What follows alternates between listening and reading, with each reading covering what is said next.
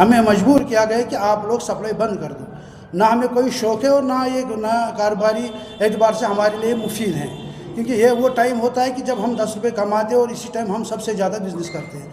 लेकिन बदकिस्मती का मुकाम है कि इसी टाइम हमें लूटा जा रहा है। और ये हमने पिछले तकरीबन 20 दिन से हम आप लोगों की वसादत से तो मुझे लग रहा है सरकार तक भी पहुँचा, और मैंने खुद भी मतलब जो CM साहब की जो राब्ता साइट है उस पर भी मैंने मेल्स डाले, वहाँ से अच्छा रिस्पॉन्ड मिला। उस रिस्पॉन्ड के बाद ही मतलब हमारी सीरीज़ मीटिंगें हुई, मतलब मिनिस्टर साहब के साथ हुई, आज डायरेक्टर साहब के साथ भी, कमिश्नर सेक्रेटरी साहब के साथ भी मीटिंगें हुई, और उन्होंने हर चीज़ के लिए हमें बिल्कुल खुशामदीद किया कि जो हमने उनको बोला उन्होंने हर चीज़ में हमें मदद करने की मतलब यकीन दहानी दिलवाई थी। लेकिन हालात उतने अच्छे भी नहीं हैं कि जितने मतलब हमारे जो ऊपर बैठे सियासतदान जो मिनिस्टर या ब्यूरोक्रेसी बैठे, उनको लग रहा है कि इतना आसान नहीं है कि इसको जितना हम खींचेंगे उतना हमारे लिए नुकसानदेह है। हमने उनका कहा था कि आप जितने जल्द हो सके इस चीज़ को आप एड्रेस कर लीजिए, वहाँ की सरकार से बात कर लीजिए। लेकिन एक हफ्ते से तो अभी हम चल ही रहे हैं उनके साथ। कुछ नहीं हुआ, 2 दिन पहले मैंने मिनिस्टर साहब के साथ भी मीटिंग की थी, मैंने उनको कुछ सजेशंस दिए थे। मैंने उनको यह कहा था कि जो पिछली हुकूमत थी 2016 में, उस टाइम भी ये मामला हुआ था, तो उस वक्त की सरकार ने बहुत मतलब जल्दी करके एक मतलब हाई लेवल डेलीगेशन भेजा था पंजाब सरकार के साथ बात करने के लिए। उसमें उस वक्त के जो मिनिस्टर थे फूड एंड सप्लाईज के, उनको भेजा था, और कुछ डायरेक्टर्स थे मतलब हाई लेवल के जो ब्यूरोक्रेसी थे वो साथ थी, तो हमें उस टाइम रिलीफ मिला था।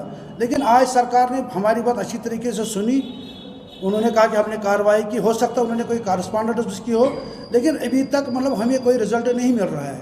कल की मैं आपको एक वाक़ा बता रहा हूँ कि कल हमारी जो गाड़ी आई वो पंजाब के मुख्तलिफ हिस्सों में रोकी गई, और किसी से 20,000 ले गए, क्योंकि वो मैंने कल शेयर भी किया, वो मतलब मीडिया में वो वोचर जो उनसे दे गए, किसी से 20,000 ले, किसी से 25,000 ले, किसी से 15,000 ले, और जिसने भी देने से इनकार कर दिया तो उसको क्या किया, इसको वहीं पे हॉल्टेज पे रखा। 3 घंटे 4 घंटे के बाद वो मजबूर हुआ उसको पैसे देने के लिए, और कल के डेट में जो मोर्टेलिटी हमारी हुई है टोटल उस एरिया में, वो तकरीबन 12 से 14 लाख रुपये की मोर्टेलिटी हुई है। ऊपर से हमने तकरीबन 8-10 लाख रुपये का तावान भी दिया है। तो फिर हमें जब रात को जो मुख्तलिफ मंडियों से हमारे मतलब लोग वहाँ पे जो सप्लाई करते हैं उनसे हमारा रब्ता हो, तो उन्होंने कहा कि इस सूरत हाल में लाइव स्टॉक को जारी रखना और कश्मीर भेजना हमारे लिए मुश्किल है। और हमने भी उनसे ये कहा कि हमारे लिए भी मुश्किल है कि इतना इलाज देना है। तो फिर बात के राय हमने सब ने ये फैसला किया कि जब तक ये मामला ठीक नहीं होगा, ये तावान बंद नहीं होगा, हम तब तक लाइव स्टॉक की सप्लाई कश्मीर के लिए रोक देंगे। ये इस टाइम हर मंडी में मतलब हिंदुस्तान के जितनी मंडी में से हम ला रहे हैं, हर मंडी में इस टाइम लाइव स्टॉक की जो सप्लाई सारी मंडियाँ बंद पड़ी है। तो आज भी हमारी सरकार से बात हुई थी, डायरेक्टर साहब से बात हुई थी, कमिश्नर साहब से बात हुई थी, उन्होंने यकीन दहानी करवाई। उन्होंने एक डेलीगेशन की भी हमें यकीन दहानी वगैरह भेजेंगे, लेकिन जिस लेवल का वो डेलीगेशन भेजना चाहते हैं मुझे नहीं लग रहा उस लेवल पे बातचीत हो पाएगी। तो हमारी यही कोशिश रही कि जितनी जल्द सरकार इसमें कोशिश करेगी, एक हाई लेवल डेलीगेशन तैयार करे, पंजाब सरकार के साथ बात करे, हमारा जो इस काम हुआ है रोका हुआ है इसको रिज्यूम करने में जितनी जल्दी हो सके सरकार इसमें पहल करे।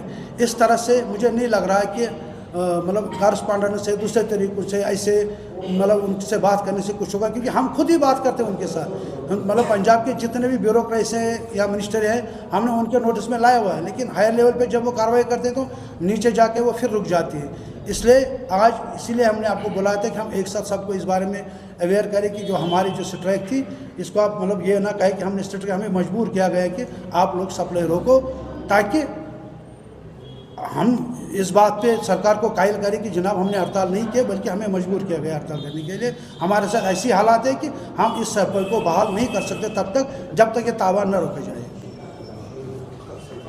ये जी पहली बात है मतलब जो प्राइस की आप बात कर रहे हैं, ये सवाल ही नहीं बनता है कि कोई इस चीज़ पे सोचे ही नहीं कि इन हालात में या इस वक्त हम किसी भी तरीके से रेटों में इजाफा करने के हक़ में हैं। ना हम इसके हक़ में और ना हम इसको होने देंगे। पहली बात तो एक ये क्लियर होनी चाहिए कि किसी भी किस्म की कोई रेट जो आज से 4 महीने पहले रेट निकली थी, रेट वही कायम है और वही कायम रहेगी।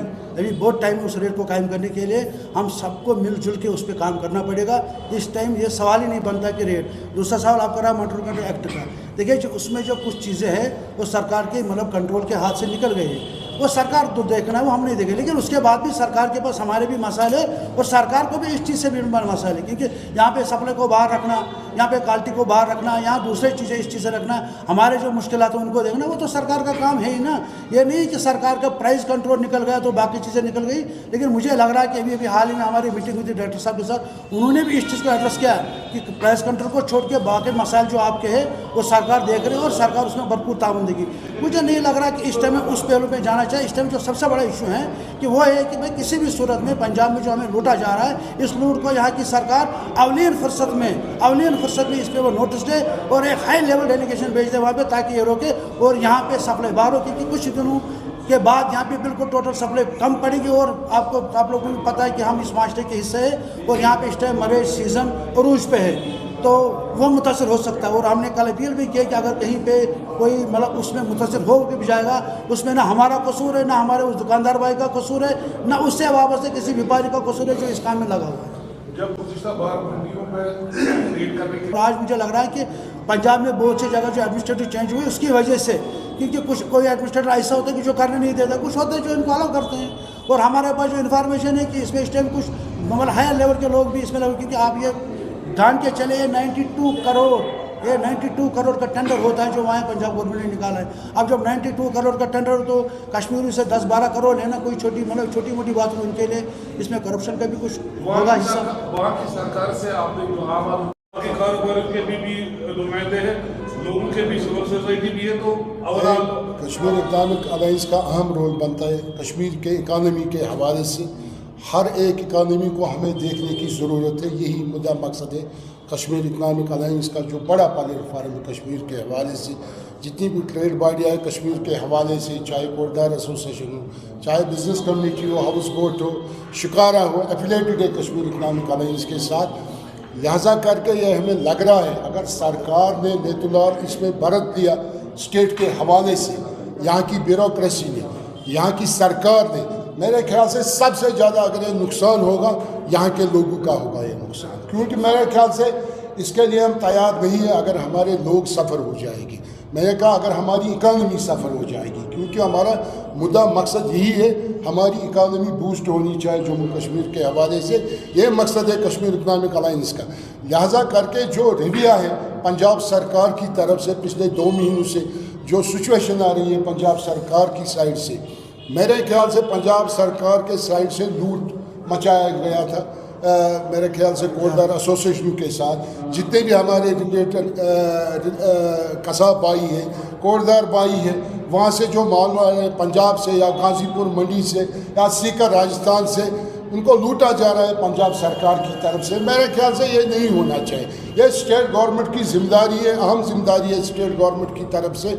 इसको मेरे ख्याल से मसला हल करने की ज़रूरत है पंजाब सरकार की तरफ से, क्योंकि इतना इन्फ्लुएंस हमारा नहीं होता है सरकारों पर, ब्यूरोक्रेसी पर, क्योंकि हमारा यही इन्फ्लुएंस होता है। हम रिप्रेजेंटेशन देंगे, चाहे हमारी ब्यूरोक्रेसी हो, चाहे हमारी सरकार हो। मेरे ख्याल से कोटदार एसोसिएशन ने पिछले 2 महीनों से इस पर प्रोसेस अपना स्टार्ट रखा। इसके साथ साथ जितने भी एफर्ट्स थे कश्मीर इकनॉमिक अलायंस के साइड से, हमने भी हमको इस्तेमाल किए अपने साइड से। मेरे ख्याल से अभी तक स्टेट सरकार ने इस मसले को सीरियस नहीं लिया। मेरे ख्याल से अगर स्टेट सरकार ने इस मसले को सीरियस लिया होता, मेरे ख्याल से आज ये सिचुएशन नहीं बनती थी, या सही है ये सिचुएशन नहीं होती थी। मेरे ख्याल से आज ये हड़ताल होता था 3 दिन। मेरे ख्याल से आज से हड़ताल स्टार्ट हुआ। मेरे ख्याल से सफ़र हो रही है, हमारी इकानमी सफ़र हो रही है, हमारे लोग सफ़र हो रहे हैं। आप देखें पीक सीज़न है शादियों के हवाले से, कम अज़ कम अक्टूबर तक हमारा जो शादियों का सीज़न है वो रहेगा।